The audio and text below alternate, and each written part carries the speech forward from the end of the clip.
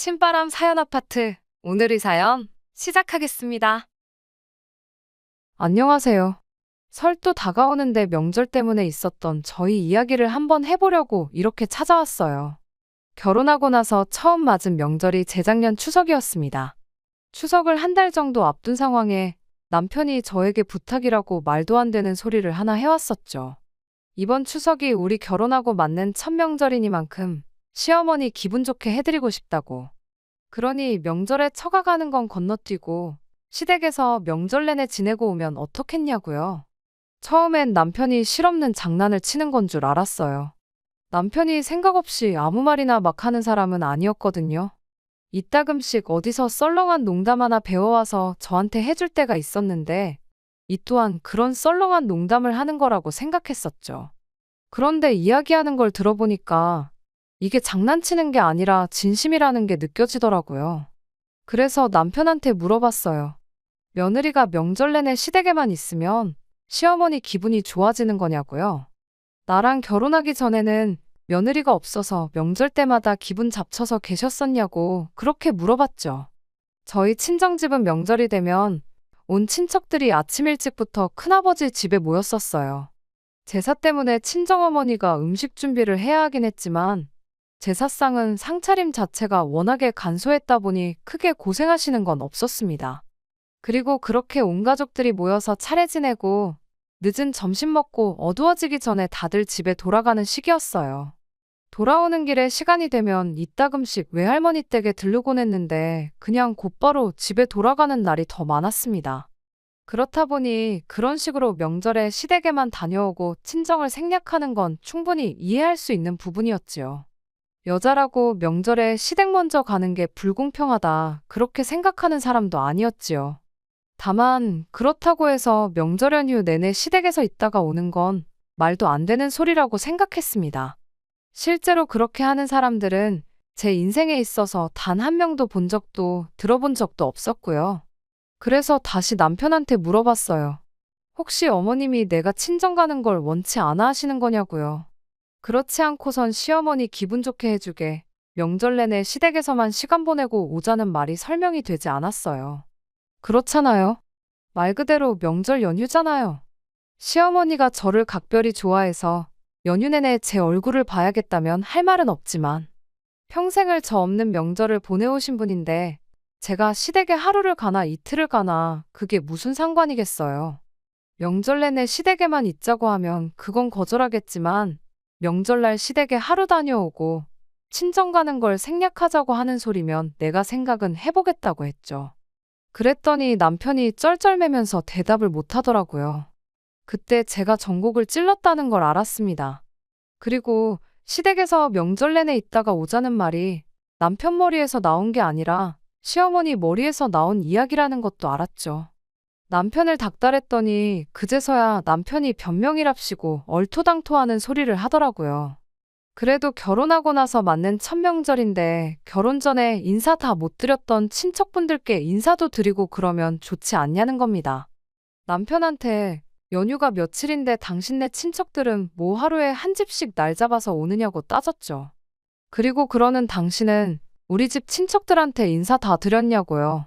추석이 뭐 하루 꼴랑 쉬고 끝나는 빨간 날도 아닌데 며칠 내내 시댁에서 인사만 하러 다닐 것도 아니고 시댁 한번 친정 한번 다녀와도 충분히 인사 정도는 다 드릴 수 있는 거 아니냐 따졌습니다.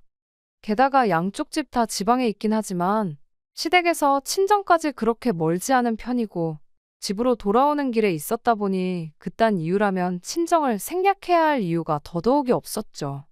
결국 나중 가서는 남편이 그냥 어떻게 이번 한 번만 자기가 하자는 대로 하면 안 되겠냐고 거의 빌다시피 물어왔어요. 그래도 아닌 건 아닌 거라고 나는 그렇게 할 생각 없으니 정시댁에 명절 내내 있고 싶거든. 나는 명절 당일에 인사만 드리고 택시를 타서라도 친정에 가 있을 테니 당신 혼자 명절 내내 시댁에 있다가 연휴 마지막 날 올라오라고 했죠. 그렇게 말도 안 되는 남편의 헛소리를 거절했는데 그러던 중 며칠 지나지 않아서 제 동생한테서 연락이 왔어요. 친정부모님이 명절 연휴를 맞아서 해외여행을 다녀와 보고 싶어 하신다길래 자기가 보내드리기로 했다고. 그런데 돈이 조금 모자라서 그런다고 저보고 그 여행 비용 좀 보태줄 수 있냐고 묻대요. 돈이야 제 돈으로 보태드리면 그만인 건데 그게 문제가 아니었어요. 친정부모님이 여행을 가시면 아무도 없는 친정집에 혼자 가 있을 이유도 없는 거였으니까요.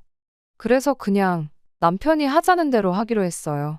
그때는 그냥 부탁 들어주고 생색도 좀 낼 겸 좋은 게 좋은 거 아니겠냐 쉽게 생각했었죠. 이유야 어찌되었던 간에 남편도 자기 원하는 대로 됐다고 좋아가지곤 친정부모님 여행 가서 쓰시라고 알아서 용돈도 더 보내고 그러더라고요. 서로 좋은 쪽으로 잘 되었구나 생각했는데 막상 명절이 되니 그게 아니었습니다. 명절 스트레스라는 게 요즘 세상에 다 옛날 말이라고 생각했는데 그게 아니더라고요. 저희 집이 제사를 워낙에 간소하게 지냈다 보니 그것 때문에 제가 너무 쉽게 생각했던 점도 없지 않아 있었지요.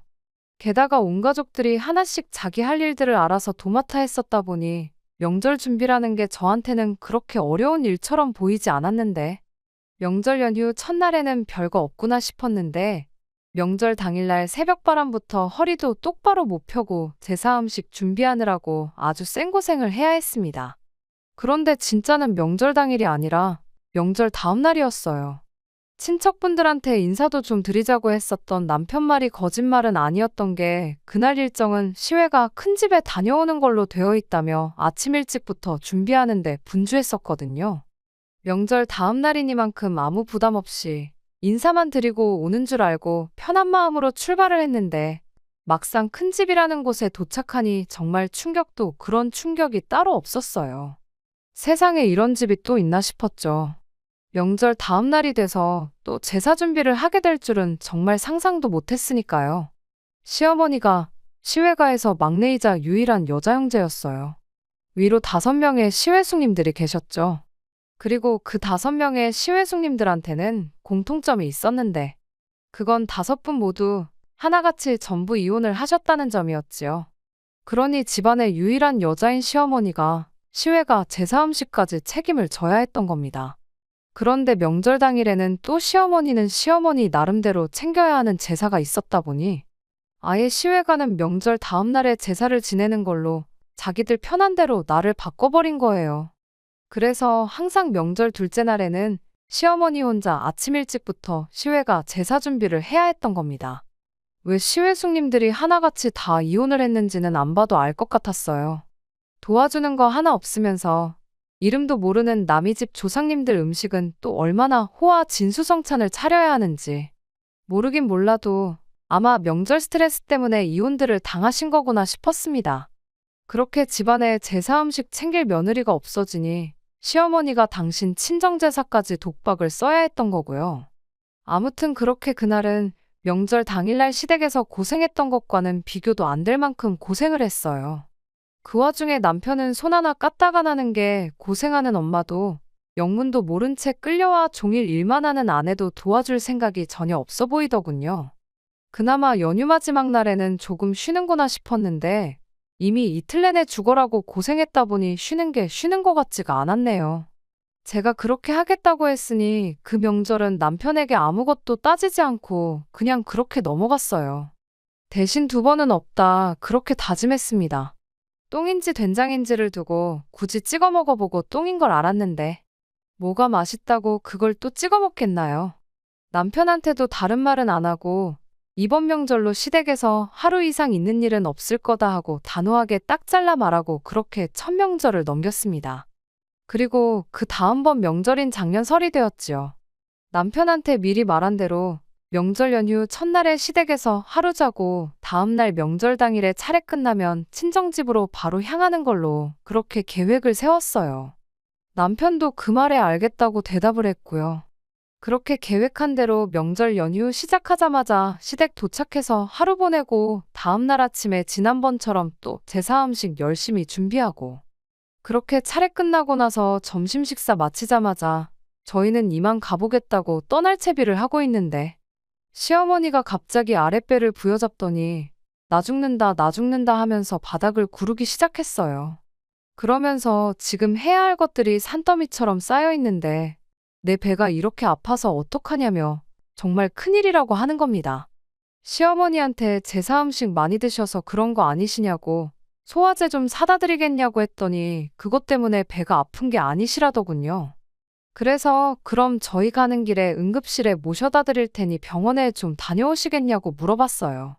그랬더니 시어머니가 아파 죽겠다는데 며느리란 게 친정 갈 생각밖에 없느냐며 저한테 뭐라고 한마디를 하는 거예요. 남편도 어머니가 많이 안 좋아 보이시는데 괜찮아지시는 거 보고 시댁에 좀 더 있다가 친정으로 출발하면 어떻겠냐고 한마디 툭 던지더군요. 어이가 없었죠. 아프면 병원에 가셔야지 며느리가 친정 안 가고 시댁에 있는다고 아픈 게 낫냐고요. 소화불량이 아니면 배가 아플 일이 따로 뭐가 있겠냐고 급성 맹장염일 수도 있으니 병원 가서 확실하게 진료를 받아보는 게 좋겠다고 저도 박박 우겼습니다. 보나마나 다음 날까지 아프다고 뻐겨서 시외가 끌고 가서 그 집 제사 준비 시키려고 하는 게 너무 뻔히 보였으니까요. 시어머니한테 며느리가 친정 안 가고 시댁에서 생고생을 하는 꼴을 봐야 낫는 병이냐고 물어볼까 하다 참았어요. 남편은 누가 봐도 꾀병을 부리고 있는 시어머니를 앞에다 두고 그래도 어머니가 아픈데 그냥 갈 수는 없지 않냐면서 힘든 거 있으면 자기가 도와주겠다고 어떻게든 시댁에 저를 붙들어 놓을 잔머리만 굴리고 있었습니다. 그래서 남편한테 말 잘했다고 나는 친정에 가야겠으니 당신 혼자 시댁에 남아서 어머님 곁을 지키라고 말하고 남편 손에 들려있던 차키 뺏어 들고 자리에서 일어났어요. 제가 진짜로 그러고 갈 줄은 몰랐는지 현관문 밖을 나갈 때까지 시어머니고 남편이고 바닥에 앉아서 나가는 저를 멀뚱멀뚱 쳐다만 보고 있었죠. 제가 밖으로 나가고 나서야 그게 진짜인 줄 알았는지 허겁지겁 따라 나오는데 마침 엘리베이터가 타이밍 좋게 오는 바람에 그 길로 남편을 따돌릴 수 있었습니다. 엘리베이터 내리자마자 저도 차까지 쏜살같이 뛰어갔어요. 계단으로 뛰어내려오면 따라잡히겠다 싶어서요. 아니나 다를까 차에 시동을 거니까 아파트 현관에서 남편이 쓰레빠 차림으로 저를 따라오더라고요. 2월이라 한참 추울 때였는데 외투도 안 걸치고 후다닥 뛰어나오는데 나 몰라라 하고 그대로 차를 출발시켰습니다. 백미러 뒤로 남편이 점점 작아지는데 이래도 되는 건가 싶다가도 속은 참 후련했어요. 그 후로 친정집에 도착할 때까지 수십 통의 전화가 걸려왔지만 다 무시했습니다. 친정 도착하고 나서 남편한테 어머님 간호 잘하고 도와드릴 만큼 도와드리고 오라고 나도 친정 부모님 도와드릴 거 있으면 도와드려야겠다고 톡 하나 보내놓고 그렇게 핸드폰을 꺼버렸습니다. 제일 힘든 게 아무래도 명절 당일이 아니라 시외가 다녀오는 다음 날이었고 솔직히 그날 해야 할 일은 다 하고 온 거나 마찬가지였으니 뒷정리하는 거나 조금 도와드리고 다음날 시외가 제사 준비하는 거 도와주고 나서야 남편이 친정에 올 줄 알았는데 제가 도착하고 한두 시간 지나서 남편이 택시 타고 친정집까지 따라왔더라고요. 아픈 어머님 두고 왜 벌써 왔냐고 물었더니 저한테 그렇다고 그냥 가면 어떡하냐 짜증만 내고 시어머니 몸이 어떤지는 대답을 안 해주대요. 진짜 혹시나 만에 하나 진짜 시어머니가 아팠던 거면 어떨까 그런 생각도 있기는 했는데 남편 그러는 걸 보니 저 친정에 못 가게 하려고 꾀병을 부렸다는 게 확실해지는 순간이었습니다. 기본적으로 명절만 아니면 남편하고는 사이가 좋은 편이었어요. 남편이 실없는 농담을 어디서 배워와가지고 제 앞에서 하는 것처럼 평소에도 둘이서 장난 같은 거 많이 치고 재밌어하고 그랬었죠. 과정이야 어찌되었던 간에 이미 지난 일이 되었으니까.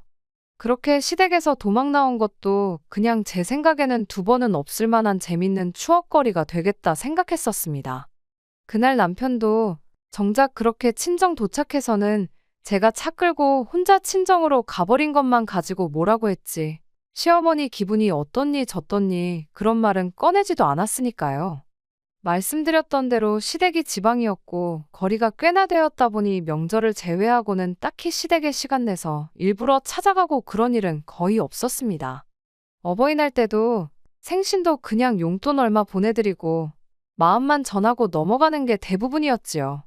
그래서 남편과는 또 지난 명절은 잊고 그렇게 한참 재미있게 잘 지내고 있었어요.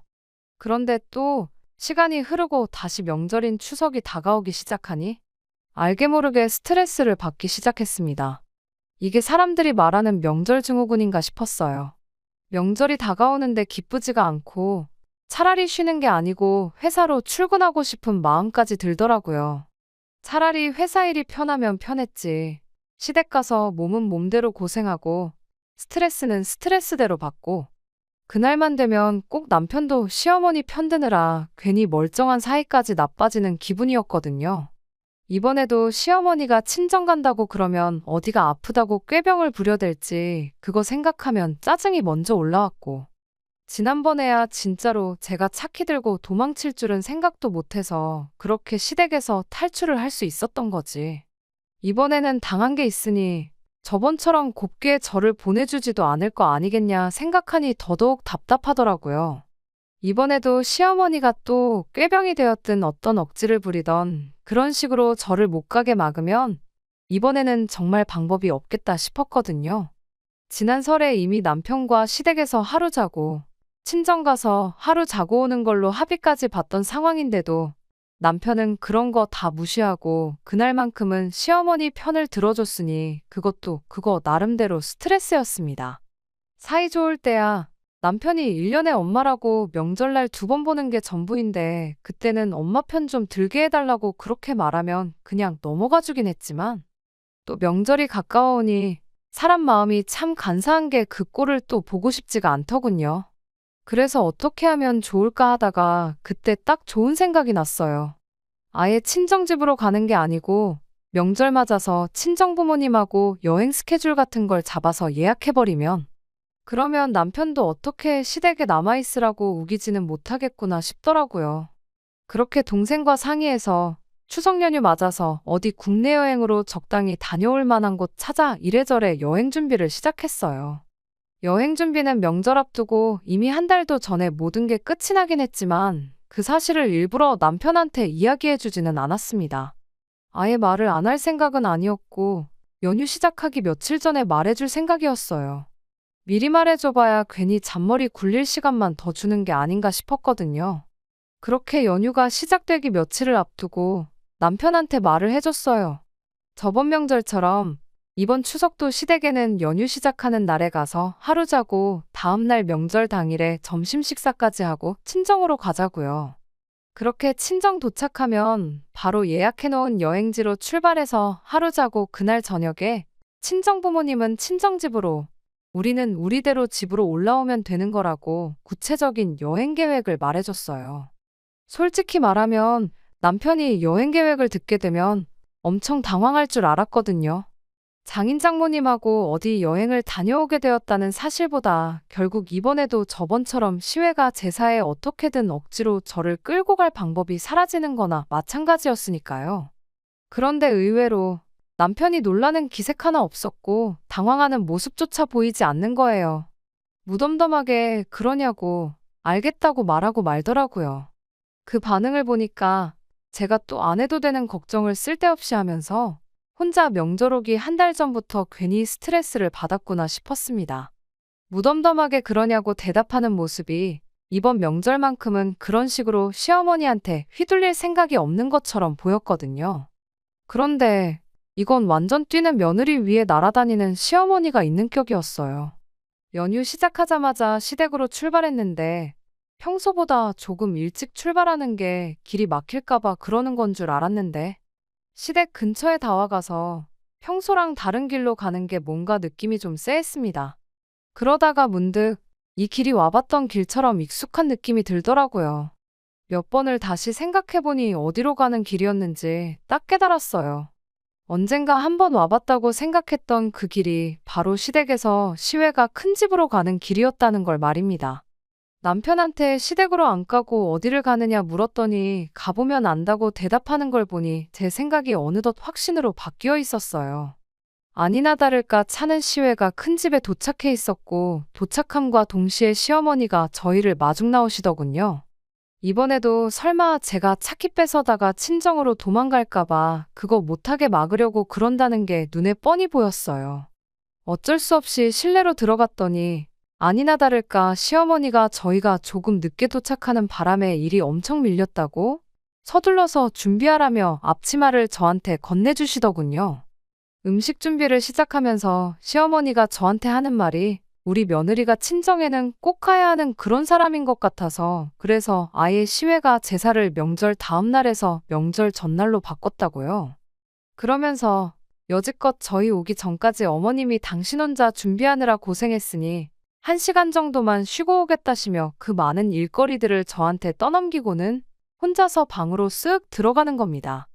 일단은 빼도 박도 못하게 생겼으니 시어머니가 밑준비 해놓은 걸 가지고 전을 부치기 시작했는데 이내 내가 이게 뭐 하는 짓인가 하는 생각이 다 들더라고요.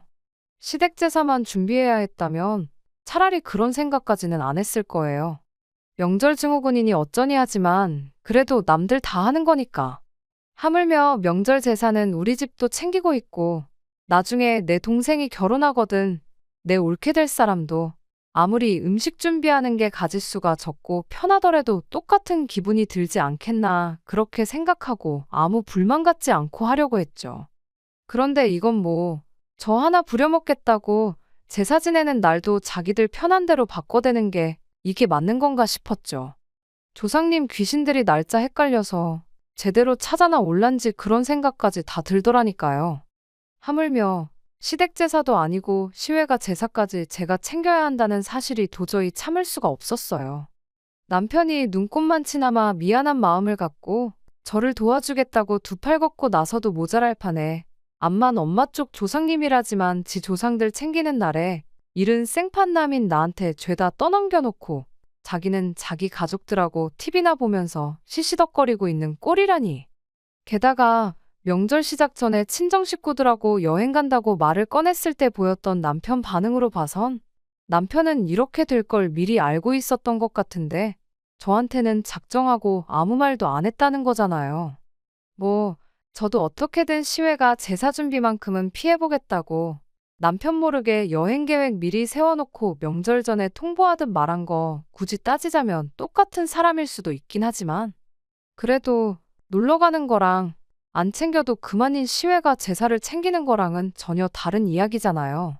괜히 5명이나 되는 시외숙님들이 하나같이 다 결혼 생활 얼마 못하고 이혼당했는지 딱 알겠고 나도 이렇게 몇 번이나마 더 시외가 제사 때문에 스트레스 받다간 언젠가 이혼을 해도 하겠구나 하는 생각이 들었어요.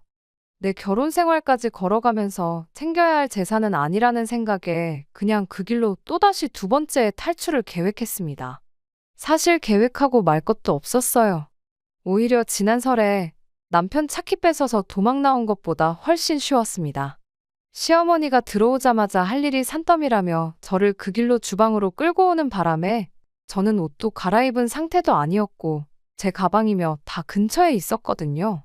거기에 시외가 큰 집이 옛날 구조라 현관문 지나서 바로 주방이 있고 그리고 주방을 지나야 거실이 있는 그런 구조였어요. 유일하게 같이 일하는 사람인 시어머니는 잠깐 눈 좀 붙인다고 방에 들어가 있는 상황이고 나머지 가족들은 제가 조상님이 먹을 귀한 제사밥에 무슨 짓을 할런지는 생각도 안 한 채 지들끼리 좋다고 명절 특집으로 TV 프로 틀어주는 거 보고 시시덕거리고 이쪽은 눈꽃만치도 신경도 안 쓰고 있었습니다. 그래서 그냥 제 짐을 챙겨 들고 최대한 문을 살살 닫으면서 집 밖으로 나왔어요. 차키는 남편한테 있었지만 솔직히 차키는 이제 더 이상 중요한 게 아니었습니다. 요즘 세상이 얼마나 잘 되어 있나요? 이미 탈출하겠다는 생각을 했을 때 핸드폰으로 집 앞까지 택시를 불러놓은 상황이었거든요. 그래서 이번엔 아무 방해도 받지 않고 그렇게 조용히 친정으로 도망 나올 수 있었습니다. 그렇게 친정에 다 와갈 때쯤 돼서 그제서야 제가 없어진 걸 눈치챈 건지 남편한테 너 어디에 있냐는 전화가 걸려왔어요. 시어머니가 진짜 딱 1시간만 쉬다 나오신 것 같은데 한참 전을 부치고 있어도 부치고 있었어야 할 제가 온데간데 없고 미리 부쳐놓은 전도 하나 없으니 큰 집이 그 길로 난리가 났다는 거죠. 그러면서 남편이 저보고 미쳤냐고 어른들이 여기 몇 분이 계시는데 그걸 개무시하고 친정으로 날라버릴 생각을 했냐면서요. 엄마 체면은 뭐가 되고 내 체면은 뭐가 되냐며 꼴값을 떠는데 어이가 없었죠. 영문도 모른 채 불려와서 개같이 일하는 나는 네 가족들한테 뭐 식모 정도밖에 안 되냐고 니들 체면만 중요하고 나는 뭐 체면 같은 것도 없는 사람이냐고 따졌죠. 남편이 어디 도망갈 생각 말고 거기서 딱 기다리라고 당장 친정으로 오겠다길래 올 테면 와보라고 저도 한마디 해줬습니다. 남편이 암만 열받았어도 친정 부모님 계신데 저한테 그 어떤 뻘짓을 할 거란 생각은 안 들었거든요. 한참 전화로 언성 높이다가 전화 끊으니 택시기사님이 저한테 위로를 다 해주셨어요. 고생 많으시다면서요. 기사님이 30년 택시기사 하는 동안 정말 수많은 사람들을 태워봐서 아는데 이때쯤 되면 진짜 조상님 덕을 보고 있는 집은 하나같이 전부 공항이나 기차역으로 간다더라고요. 연휴 맞아 가족들끼리 여행 간다고요. 그리고 그런 가족들 보면 차 안에서 그렇게 화목해 보일 수가 없답니다. 그런데 그렇지 않은 집들은 택시 타자마자 자기가 있건 말건 명절 준비하는 걸로 그렇게 싸워대더래요. 우리 집도 제사에 목매달고 그런 집이었는데 자기가 그런 손님들 몇 번 태우다가 과감하게 제사를 없애버리셨대요. 그 뒤부터 가족들끼리 화목하고 하는 일마다 잘 풀리고 그랬다더라고. 조상님 입장에도 화목하게 잘 지내는 후손들 도와주고 싶지. 제사밥 하는 거 가지고 투닥거리하는 후손들 도와주시고 싶겠냐고 그렇게 한마디 해주시는데 그 말이 진짜 정답이었어요. 그렇잖아요. 그렇게 제사 챙겨대다가 5이나 되는 시외숙님들은 이혼을 당했는데 조상님이 진짜로 자기 후손들이 갸륵해서 덕을 줬다면 그 많은 시외숙님들이 하나같이 전부 이혼이나 당했겠나요? 아무튼 시댁과 친정거리가 가까운 편이었다 보니 남편하고 통화하고 얼마 지나지 않아 친정집에 도착했고 저는 집에 도착하자마자 친정부모님께 이 모든 상황을 말씀드렸어요. 친정부모님이 걱정 말라고 한마디 해주시는데 내 편에 서서 나를 지켜줘야 할 배우자가 해야 할 말을 친정부모님이 해주시고 있고 그 배우자라는 사람은 저를 붙잡으러 오겠다고 하고 있는 이 꼴이 다 뭔가 싶었죠. 아마 이때 제가 마음속으로 이혼을 어느 정도 결심했던 것 같아요. 아니나 다를까 1시간 정도 지나서 남편이 친정집에 찾아왔어요. 평소 같으면 친정부모님 어려워서 찍소리도 못할 인간이 어찌하여 저를 붙잡으러 오겠다느니 그런 큰 소리를 냈나 싶었는데 알고 보니 시어머니를 데리고 둘이서 같이 왔더라고요. 아니나 다를까 시어머니는 저희 친정부모님 계시는 건 아랑곳하지도 않고 제 쪽으로 성큼성큼 걸어왔어요. 친정부모님께서는 저를 지켜주신다고는 했지만 그래도 사돈지간에 예의가 있으니 우리 딸한테 할 이야기가 있으시다면 저희한테 먼저 하시라고 한마디 건네며 최대한 신사적으로 상황을 해결하려고 하셨습니다. 하지만 시어머니는 그런 저희 친정부모님은 아랑곳하지도 않고 제 앞까지 와서는 아주 이참에 버르장머리를 싹 다 고쳐놔야겠다고 한마디를 하더군요. 너는 출가외인이라는 말도 못 들어봤냐고. 시어머니가 시키면 그런 줄 알고 하면 되는 거지. 이렇게 빠지고 저렇게 빠지고 순 도망갈 생각밖에 없냐면서요. 그럴 거면 우리 집에 왜 시집을 왔냐고 성질을 부리는데 어떻게든 상황을 좋게 해결해 보려고 시어머니를 말리던 친정부모님을 제가 막아서고 시어머니한테 한마디 했어요. 일단 첫 번째로 어머님이 이런 사람인 줄 알았으면 이 집에 시집 안 왔을 거라고요. 이미 결혼해버린 거 물을 수도 없어서 그냥 좋게 좋게 생각하려고 했는데 더 이상은 저도 못 참는다고 했죠. 그리고 출가외인 이야기 한번 잘 꺼냈다고 그러는 어머님은 뭐 출가내인이라서 친정제사를 따로 또 챙기고 그것도 모자라서 며느리까지 어머님 친정제사 준비를 시키느냐고 따졌습니다. 어머님도 출가외인이면 출가외인답게 시댁제사만 챙기시라고요. 일이 이렇게 된 거 이미 엎질러진 물이나 마찬가지긴 하지만 제가 앞으로 명절에 시댁제사만 챙기는 걸로 이야기하면 저도 여기까지만 하고 더 하지는 않겠다고까지 했습니다. 이미 이혼 생각은 굴뚝 같았지만 열받는다고 이혼하고 그럴 수는 없는 노릇이니 제 딴에는 나름 마지막 기회를 줬던 거예요. 그 말에 남편이라도 나서서 한마디 했다면 아마 다음 주에 있을 설에는 시댁에 가서 평범한 명절을 보내고 있었겠죠. 하지만 시어머니는 그럴 생각이 없어 보였습니다. 며느리가 시어머니 하는 말에 토를 다는 게 맞냐며 이번엔 저희 친정어머니를 두고 큰 소리를 내는 거예요. 저희 부모님한테 한다는 소리가 두 분도 저 같은 며느리 한번 받아보라고 당신 심정을 10분 헤아릴 수 있을 거라고 하시는데 최대한 신사적으로 나가려고 했던 친정 부모님도 그 상황까지 와서 좋게 좋게 이야기할 이유가 없었죠. 그러는 사부인은 얼마나 대단한 아들을 두셨길래 그런 말을 하시냐고 바로 되받아치시더군요. 이런 사위인 줄 알았으면 내 딸 절대로 결혼 안 시켰을 거라고요. 아내가 힘들다고 하는데 그 짐을 덜어주지는 못할 망정 이게 다 무슨 꼴이냐고요. 며느리 잡아가겠다고 방방 뛰는 시어머니를 아내 친정집까지 끌고 오는 놈이 세상에 또 어디 있겠냐고. 어디 우리 딸 끌고 갈 생각이면 한번 해보시라고 눈을 부릅뜨시고 한마디 하시는데 시어머니까지 끌고 와서 나를 잡아가겠다고 하면 우리 부모님이 뭐 겁이라도 먹고 우리 딸 데려가시라고 그럴 줄 알았던 걸까요? 막상 친정 부모님이 두 분 다 강하게 나오니 여태까지 큰 소리 떵떵거리던 기세는 온데간데 없고 그래도 명절인데 며느리가 빠지면 쓰겠냐면서 개미만한 목소리로 옹알거리며 대답을 하더군요. 친정아버지께서 우리 딸이 시댁제사만 챙기면 아무 말 않겠다고 했던 말 못 들으셨냐고.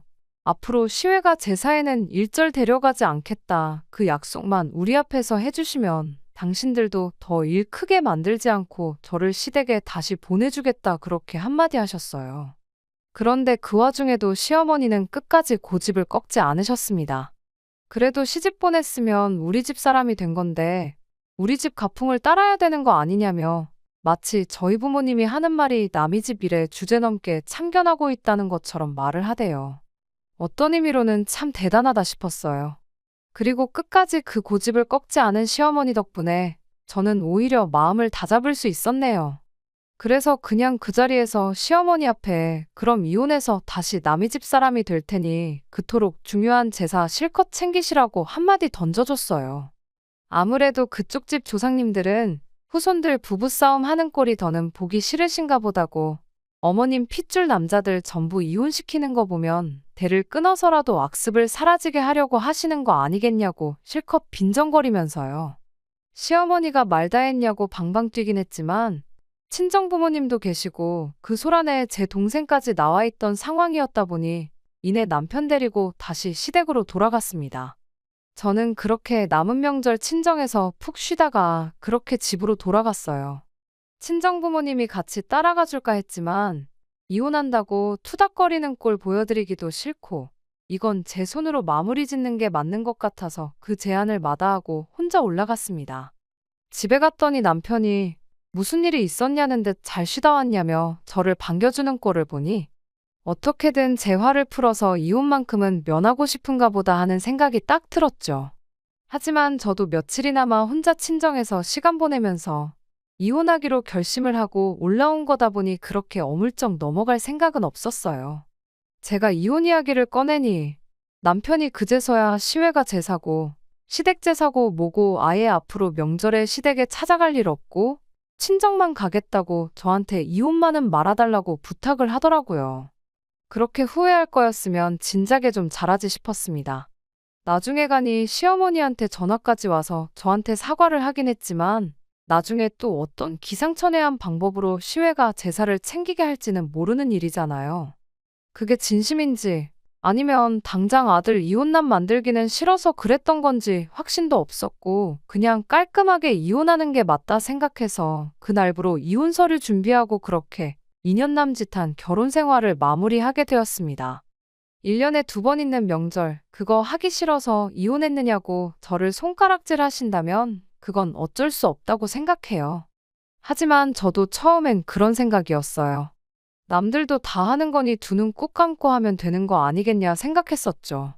시어머니가 제사 지내는 날까지 바꿔가며 어떻게든 저를 속여 부려먹는 게 아니라 혼자서는 힘에 부쳐서 그러니 도와달라고 솔직하게 부탁하셨었더라면 남편도 그렇게 엄마 편하라고 저한테 일을 떠넘기고 마는 게 아니라 어설픈 솜씨로라도 두 팔 걷고 같이 준비하는 신용이라도 해줬었더라면 저도 이혼까지 하지 않고 처음 생각했던 대로 1년에 2번 있는 거 이틀 고생하고 말지 하는 생각으로 결혼 생활을 이어갔었을 겁니다. 1년에 딱 2번 있는 명절이잖아요.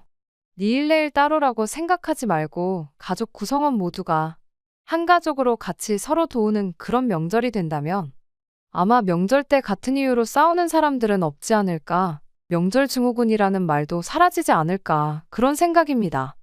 일하는 사람 따로 있고, 먹고 노는 사람 따로 있는 거 아니니까요. 끝까지 들어주셔서 감사합니다. 오늘의 사연은 여기까지입니다. 구독과 좋아요, 알람 설정 부탁드리고 더 좋은 사연으로 다시 찾아뵙겠습니다. 감사합니다.